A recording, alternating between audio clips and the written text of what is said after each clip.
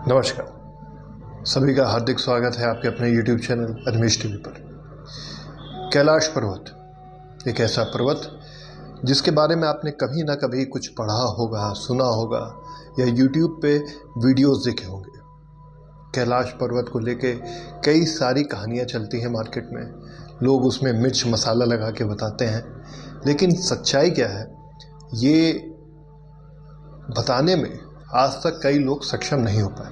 मैंने रिसर्च की है इस टॉपिक पे और कई दिनों से मेरी रिसर्च चल रही थी, तो मैंने सोचा कि एक वीडियो आपके लिए ज़रूर ले आऊँ जिसमें कैलाश पर्वत से जुड़े हुए 10 ऐसे फैक्ट्स लेके आऊँ और उन फैक्ट्स के पीछे साइंटिफिक रीज़न क्या है और एक आध्यात्म से जुड़ा हुआ रीज़न क्या है वो मैं आपके लिए लेके आऊँ। तो ये वीडियो उसी पे है, तो बिना विलंब किए मैं ये वीडियो स्टार्ट करता हूँ। अगर आप चैनल पर नए हैं तो चैनल को सब्सक्राइब कर लीजिए ताकि ऐसे ही अमेजिंग वीडियो आपको मिलते रहे। कैलाश पर्वत पहले भारत का हिस्सा था। 1962 में जब इंडिया और चाइना के बीच में लड़ाई हुई तो चाइनीज़ आर्मी ने तकरीबन 72,000 वर्ग मील ज़मीन कब्जे में कर ली। उस समय जो प्रधानमंत्री थे भारत के, पंडित जवाहरलाल नेहरू, इस फैसले के कारण उनको कई बार कटघरे में खड़ा किया गया संसद में। और एक बहुत फेमस केस है, वो भी मैं आपके साथ साझा करना चाहूँगा। जब ये ज़मीन चली गई तो 1962 के दौरान ही संसद में जब क्वेश्चन आंसर राउंड होता है तो उस समय के देहरादून के एक सांसद थे महावीर त्यागी जी, तो उन्होंने एक बड़ा सटीक प्रश्न पंडित जवाहरलाल नेहरू से किया कि जो चाइना ने हमारी 72,000 वर्ग मील ज़मीन कब्जे में कर ली है, आप उसको वापस कब ले आएंगे। तो इसके जवाब में नेहरू ने एक उत्तर दिया था जो आज तक बड़ा क्रिटिसाइज होता है, वो आलोचना झेलनी पड़ती है। उन्होंने कहा कि ये ज़मीन जो गई सो गई, किसी काम की वैसे भी ज़मीन नहीं थी, बंजर ज़मीन थी, चाइना ने ले लिया तो ले लिया, अब हम उसके लिए कुछ नहीं कर सकते। इस जवाब की प्रतिक्रिया में जो महावीर त्यागी जी थे, जो सांसद थे देहरादून के, उन्होंने अपनी टोपी उतारी, वो गंजे थे। उन्होंने कहा कि मेरे सर पे भी खेती नहीं हो सकती, बंजर है ये सर, तो क्या मैं सर कटवा लूँ। एक कटाक्ष था उस समय की सरकार के लिए। तो कैलाश पर्वत से जुड़ी हुई जो भी ये सारी चीज़ें चल रही है, मेन जियोपॉलिटिकल जो रीज़न है वो 1962 से हुआ और आध्यात्म रूप से ये तो कई सैकड़ों सालों से चल रहा है। तो ऐसा क्या है कैलाश पर्वत में कि चाइना की गवर्नमेंट ने सन 2001 में किसी भी पर्वतारोही या माउंटेन क्लाइंबर को यहाँ पे चढ़ने की अनुमति देना बंद कर दिया। यहाँ पे चढ़ाई ही कंप्लीटली रूप से बैन हो गई। ऐसा क्या हुआ?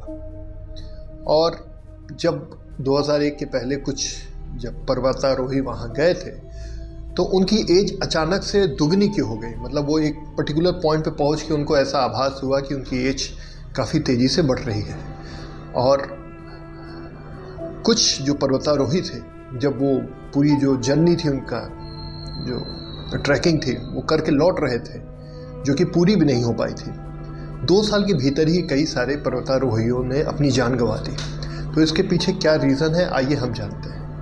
माउंट एवरेस्ट जो दुनिया की सबसे ऊंची पर्वत श्रृंखला का एक हिस्सा है, हिमालयन रेंज का सबसे ऊंचा पहाड़, दुनिया का सबसे जो बोला जाए लंबा पहाड़ है, उसकी जो सी लेवल से हाइट है वो तकरीबन है 8,849 मीटर, मतलब तकरीबन 8 किलोमीटर सीधी चढ़ाई है।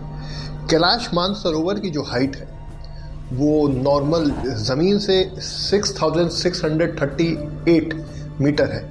फिर भी आज तक क्यों कोई भी पर्वतारोही, ट्रैकर, आम इंसान या सरकार कैलाश पर्वत के शिखर पे नहीं पहुंच पाई? केवल एक व्यक्ति है जो वहाँ के शिखर पे पहुंचा, उसका नाम मैं आपको बताऊंगा। वीडियो के अंत तक आप ज़रूर जुड़े रहें। समुद्र लेवल से जो कैलाश पर्वत की हाइट है टोटल, वो 6,718 मीटर है। और ये पर्वत हिंदू धर्म के लिए, बौद्ध धर्म के लिए और जैन धर्म के लिए विशेष आस्था रखता है। ये बात भी कई लोगों को पता है। हिंदू धर्म में तो ऐसा माना जाता है कि यहाँ साक्षात देवों के देव महादेव शंकर जी का वास होता है। और कई सारी पौराणिक जो कथाएं हैं, किताबें हैं जो हिंदू धर्म में है, उसमें इस पर्वत का भी उल्लेख काफ़ी अच्छे तरीके से किया गया है, उस पर भी हम चर्चा करेंगे। तो अब इसका पहले एक साइंटिफिकली जो रीज़न है वो मैं आपको बताता हूँ। 1999 में एक रशियन रिसर्चर थे, अर्नेस्ट मुल्दासेव,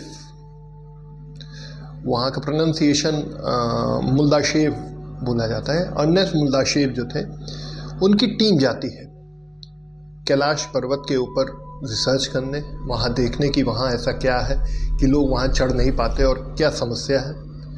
तो उनकी टीम पहले कुछ दिन नीचे जो बेस रहता है वहाँ पे रुकती है, कई सारे तिब्बतियन जो लामा लोग होते हैं उनसे विचार विमर्श करती है, वहाँ के लोकल लोगों से बातचीत करती है और फिर अपनी जो चढ़ाई होती है उसको कंटिन्यू करते हैं।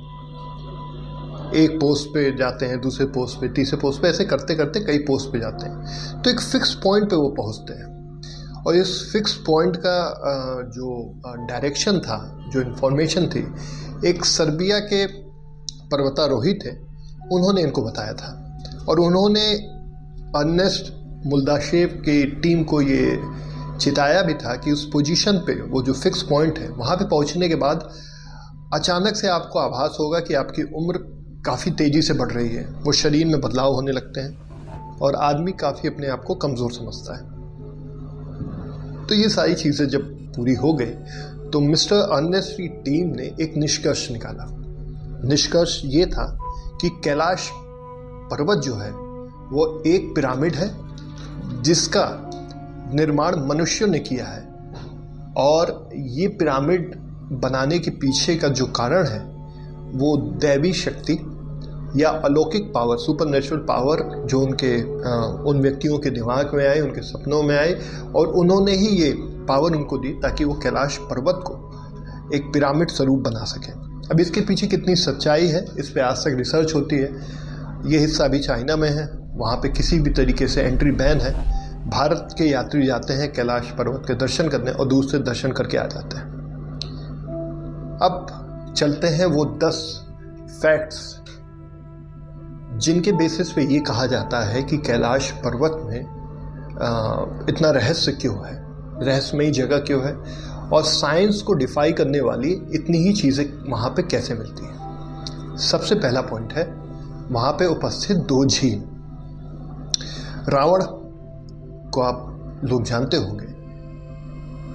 हिंदू धर्म के हिसाब से रावण एक राक्षस था, एक राजा था जिन्होंने प्रभु श्री राम की धर्मपत्नी का अपहरण किया था। रामायण से आप परिचित होंगे।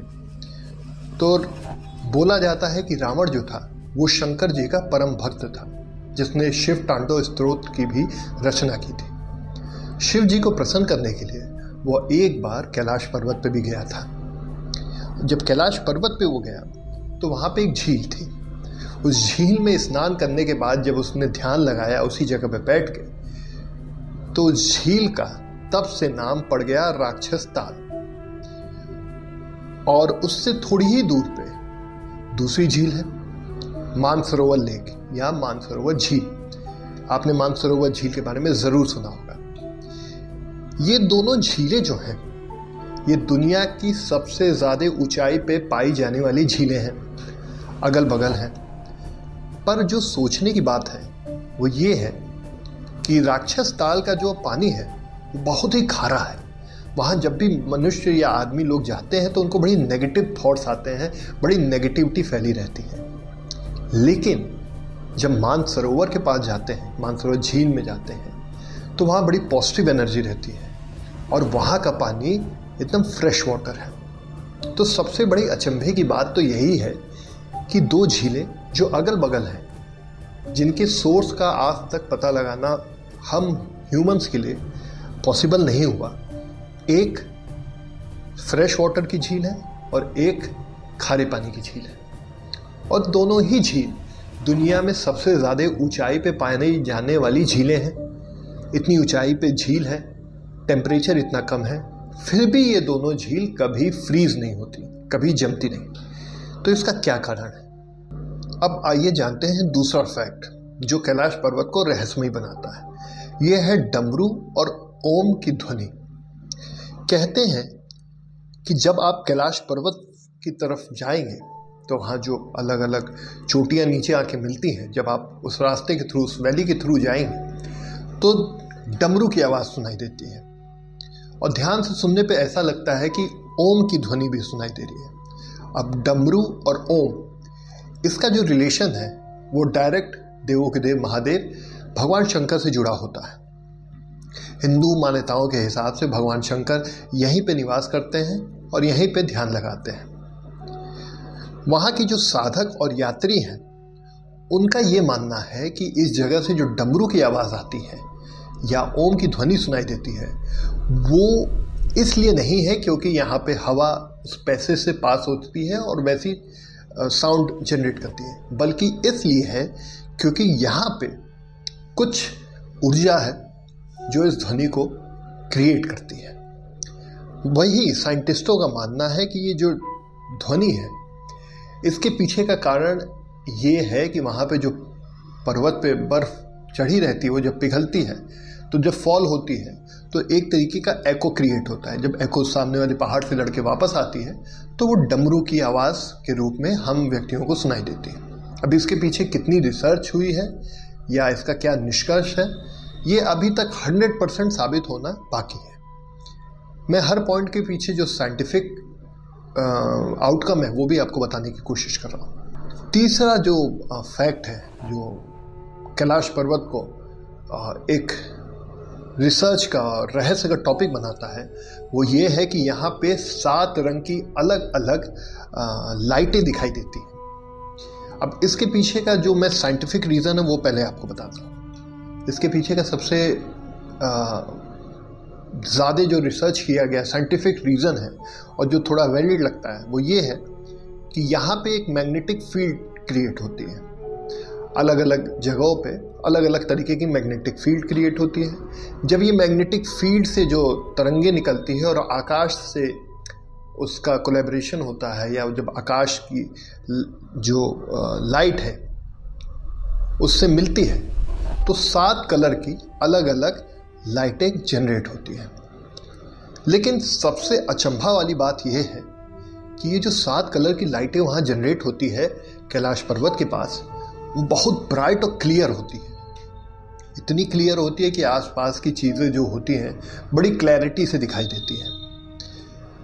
तो लोगों का मानना ये है कि ये एक अलौकिक शक्तियाँ हैं, एक स्पिरिट होती हैं जो वहाँ पे प्रस्तुत जल, आकाश, मिट्टी से मिलके 7 तरीके के जीवन को दर्शाती है। अब इसके पीछे साइंटिफिक रीज़न मैग्नेटिक फील्ड है, आस्था से जुड़ा हुआ रीज़न भी मैंने आपको बता दिया। अब चलते हैं अगले फैक्ट की तरफ। ये फैक्ट जो है एक अर्बन लेजेंड है। ये थी इस टॉपिक पे आपने हज़ारों पॉडकास्ट देखे होंगे, अलग अलग क्लेम देखे होंगे, अलग अलग अफवाहें सुनी होंगी, लेकिन इसके पीछे क्या सच्चाई है ये आज तक कोई जान नहीं पाया है। येती के ऊपर कई सारी हॉलीवुड में मूवीज़ बनी हैं। येती एक विशाल का जीव होता है जिसके शरीर पे बाल होते हैं ताकि ठंड से बच सके। सफ़ेद कलर के बाल होते हैं। कई सारे वीडियोस आपको इंटरनेट पे सरफेस होते दिख जाएंगे, लेकिन आज तक इसके कोई पुख्ता सबूत नहीं मिले हैं। एक बार 30 साइंटिस्टों की टीम ने इस टॉपिक पे रिसर्च करने के लिए कई दिनों तक कैलाश पर्वत और हिमालयन रेंज के पास अपना बेस जमाया था, लेकिन हाथ खाली ही रहा। लोगों का मानना है कि ये जो येती हैं ये कैलाश पर्वत की सुरक्षा के लिए है, सिक्योरिटी के लिए है, लेकिन क्या ये सच्चाई है ये अभी तक किसी को नहीं पता। लोगों का ये भी मानना है कि ये एक प्राचीन प्राणी होते हैं जो कि वहीं पे रहते हैं और उस पर्वत की सिक्योरिटी करते हैं, सुरक्षा करते हैं, और लोग इनसे इसलिए डरते हैं क्योंकि अगर ये मनुष्यों को देखते हैं तो या ये उनको मार देते हैं या वो उनको इतना डरा देते हैं कि वो येतियों की कहानी किसी को बताने लायक ही ना है। अब इसके पीछे कितनी सच्चाई है ये ना मुझे पता है, ना दुनिया में इस समय मौजूद साइंटिस्ट लोगों को। अगला जो फैक्ट है वो काफ़ी दिलचस्प है क्योंकि इसमें 3 डॉट कनेक्टेड है। एक ज्योग्राफी, दूसरा स्पिरिचुअलिटी और तीसरा एक फैक्चुअल जो एविडेंस है, वो इन तीनों पॉइंट को कनेक्ट करके एक ऐसा फैक्ट बनाता है जिसके बारे में कैलाश पर्वत के बारे में जो भी पढ़ता है या जानना चाहता है, जब इन तीनों पॉइंटों को समझता है और कड़ी जोड़ता है तो भौचक्का रह जाता है, आश्चर्यचकित रह जाता है। कहा जाता है कि कैलाश पर्वत सेंटर ऑफ द अर्थ है और यहां से ही पूरे ब्रह्मांड का संचालन होता है। कई सारे ग्रंथ और पुराणों में भी इसका वर्णन है कि भगवान शिव और अलग अलग तरीके के महान भाव यहाँ रहते हैं और वो ब्रह्मांड का संचालन इसी पॉइंट से करते हैं। इसको साइंटिस्टों ने पॉइंट का नाम दिया है एक्सिस मुंडी।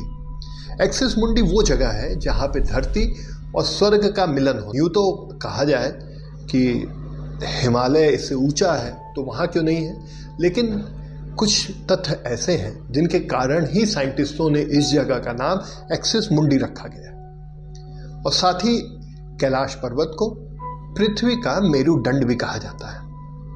कहते हैं कि स्वर्ग और पृथ्वी का मिलन होने के कारण ये जगह काफी आध्यात्मिक रूप से पवित्र है और जो अच्छी आत्माएं हैं जिन्होंने जीवन भर अच्छे काम किए हैं, मृत्यु के बाद कैलाश पर्वत में उनको स्थान मिलता है। ये हिंदू मान्यता है। अब आते हैं ज्योग्राफिकल फैक्ट के पीछे। स्टोन एज जो आपने देखा होगा 7 वंडर्स में से एक है, जहाँ खूब बड़े बड़े पत्थर खड़े हैं और आज तक किसी को यही नहीं पता कि ये पत्थर वहाँ पे किसने रखे और कैसे रखे। स्टोन एज की जो डिस्टेंस है कैलाश पर्वत से वो 6666 यानी 6666 किलोमीटर है। सिमिलरली नॉर्थ पोल यानी उत्तरी ध्रुव की दूरी भी कैलाश पर्वत से 6666 किलोमीटर है। दोनों इक्वल डिस्टेंस पे है कैलाश पर्वत से। तीसरा जो महत्वपूर्ण पॉइंट है वो है साउथ पोल यानी दक्षिणी ध्रुव। इसकी जो दूरी है, इसकी टोटल दूरी है 13332 यानी 2 बार अगर 6 को जोड़ दिया जाए तो बनता है 13,332 किलोमीटर और यही दूरी है साउथ पोल और कैलाश पर्वत की। तो इतना सटीक जगह पे ये है कि इस बात को पचा पाना कि कोई साइंटिफिक रीजन नहीं है या कोई आध्यात्मिक रीजन नहीं है कैलाश पर्वत के साथ, ये थोड़ी मूर्खता सी मालूम देती है। अब चलते हैं अगले पॉइंट की तरफ। आपके मन में भी एक ख्याल आ रहा होगा कि जब लोग माउंट एवरेस्ट पे फतेह हासिल कर सकते हैं तो कैलाश पर्वत जो 2000 मीटर कम है वहां पे क्यों फतेह हासिल नहीं कर सकते। तो इसके पीछे एक कहानी है। चलिए पहले मैं आपको वो बताता हूँ। रशियन पर्वतारोही, रशिया के लोग आप जानते हैं कि वो पर्वतारोहण में, स्पेस में, अलग अलग स्पोर्ट्स में काफ़ी आगे हैं। तो एक रशियन पर्वतारोही थे जिनका नाम था सर्जी सिस्टियाकोई। उन्होंने एक प्लान बनाया कि वो कैलाश पर्वत जाएंगे और दुनिया की उन्होंने कई सारी बड़ी बड़ी पर्वतों पे ट्रैकिंग की थी और वहाँ चढ़ के रशिया का झंडा गाड़ा था। तो प्लानिंग की, बाकायदा सारी तैयारियां की और वो चल दिए। आधे रास्ते पे वो पहुंचे ही थे कि उनको अजीब सी दिक्कत होने लगी। वो कैलाश पर्वत के टॉप को सामने देख सकते थे, लेकिन उनको यह आभास हुआ कि उनका शरीर अब जवाब दे गया है। साथ ही साथ मनोवैज्ञानिक तरीके से भी वो वहाँ रह के भी वहाँ नहीं थे। उन्होंने बताया कि उनके शरीर में अजीबोगरीब दिक्कतें होने लगी। ऐसा लग रहा था कि वो चाह के भी आगे नहीं बढ़ पा रहे। इसीलिए उन्होंने ये फैसला किया कि वो अपनी यात्रा को वहीं खत्म करेंगे और वो वापस लौट आए। इसी तरीके से दुनिया में सबसे फेमस इटली के पर्वतारोही रीनहोल्ड मेस्नर, जो कि मतलब सबसे एलीट गोट माने जाते हैं, ग्रेटेस्ट ऑफ ऑल टाइम, जब भी पर्वतारोहणी की बात आती है, पर्वतारोहियों की बात आती है, तो उनका नाम ही सबसे ऊपर रखा जाता है। उन्होंने तकरीबन 26,000 फीट से ऊंचे 14 पर्वत, दुनिया भर के जो कठिन ट्रैकिंग थी, कठिन चढ़ाई थी दुनिया भर के अलग अलग देशों में, वहाँ पे उन्होंने ऐसे 14 पर्वतों पे अपने देश का झंडा गाड़ा था और वो पूरी क्लाइंब खुद की थी। तो दुनिया के सबसे बेहतरीन माउंटेन क्लाइंबर माने जाते थे रीनहोल्ड मेसनर। तो रीनहोल्ड मेसनर को चाइना की सरकार ने ये न्योता दिया कि आप आइए और यहाँ पे कैलाश पर्वत पे चढ़िए और टॉप पे जाने के बाद हमें वहाँ से कुछ सैंपल दीजिए, कुछ मटेरियल ले आइए ताकि हम रिसर्च कर सकें कि ऐसा क्या है कैलाश पर्वत पे। लेकिन रीनहोल्ड मेसनर ने ये करने से साफ साफ मना कर दिया, क्योंकि उनके मन में कहीं ना कहीं ये बात थी कि कैलाश पर्वत पे कुछ अलौकिक चीज़ें हैं और वो वहाँ पे नहीं चढ़ सकते। उन्होंने कोशिश भी की थी पर वो शायद नहीं चढ़ पाए, तो उन्होंने ये आइडिया ड्रॉप कर दिया। और ये आइडिया ड्रॉप किया उन्होंने सन 2001 में। जब रीनहोल्ड मेसनर ने ऐसा किया, उसी के बाद से चाइना सरकार ने सन 2001 में ही कैलाश पर्वत पे चढ़ाई को प्रतिबंधित कर दिया, यानी बैन कर दिया। अब इसके पीछे क्या रीज़न है? सारी टेक्नोलॉजी होने के बाद भी लोग उस पर्वत पे क्यों नहीं चढ़ पाते थे, ये सोचने की बात है। लेकिन वीडियो की शुरुआत में मैंने आपसे कहा था कि एक व्यक्ति था जो कैलाश पर्वत के टॉप पे चढ़ा और उनका नाम था मीला रेपा। मीला रेपा तिब्बत से जुड़े हुए एक सिद्ध योग पुरुष और योगी थे, एक लामा जिनका कद तिब्बत में बहुत ऊंचा है, बौद्ध धर्म में बहुत ऊंचा है। उन्होंने कैलाश पर्वत की शिखर को छुआ है, लेकिन इसका कोई प्रमाण नहीं है, केवल ग्रंथों में लिखा है। और मीला रेपा ने इस बात का कहीं भी वर्णन नहीं किया है कि कैलाश पर्वत पे जब वो गए तो उन्होंने क्या महसूस किया या क्या देखा।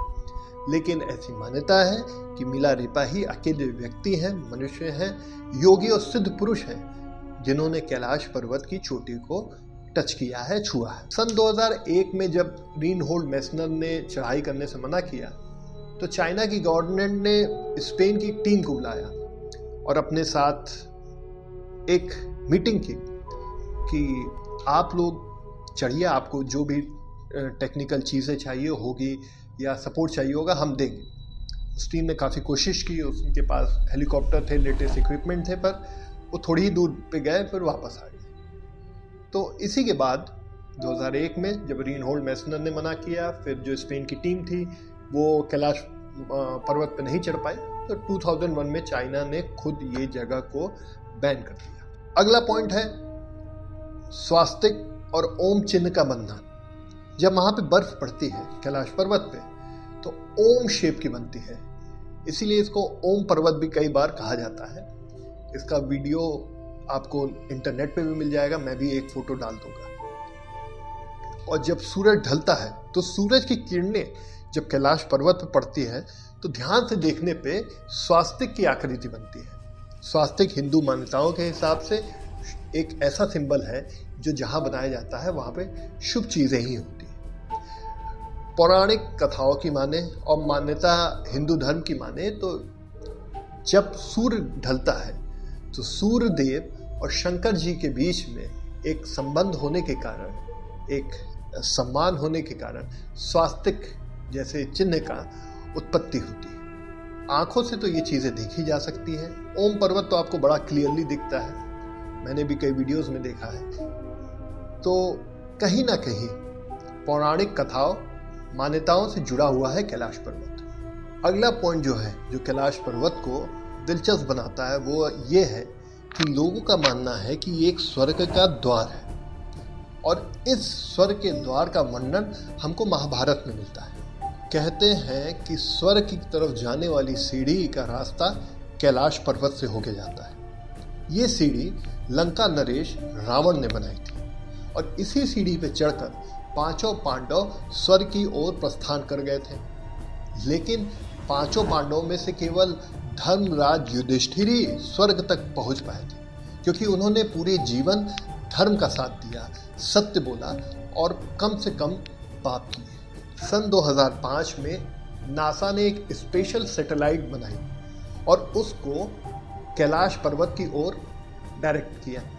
वहाँ से थर्मल इमेजेस और आपकी अलग अलग तरीके की हाई क्वालिटी डेफिनेशन वाली इमेजेस नासा ने रिट्रीव की, और रिट्रीव करने के बाद उनको एहसास हुआ कि यहाँ पे एक छवि बनती है, और छवि एक ऐसे योगी की बनती है जो ध्यान मुद्रा में है। जब ये बात लोगों के बीच में फैली तो लोगों ने यही कहा कि ये छवि किसी और की नहीं, साक्षात देवों के देव महादेव की है। तो अगर आप भी देवों के देव महादेव पे यकीन रखते हैं और भगवान भोलेनाथ के भक्त हैं तो कमेंट बॉक्स में हर हर महादेव लिख के मुझे सपोर्ट करें। अब आते हैं सबसे आखिरी तथ्य पे या पौराणिक कथा। आपने कल की मूवी देखी होगी, जी हाँ, जो प्रभास की अभी आई थी, जिसमें अमिताभ बच्चन जी ने अश्वत्थामा का एक बेहतरीन कैरेक्टर निभाया है।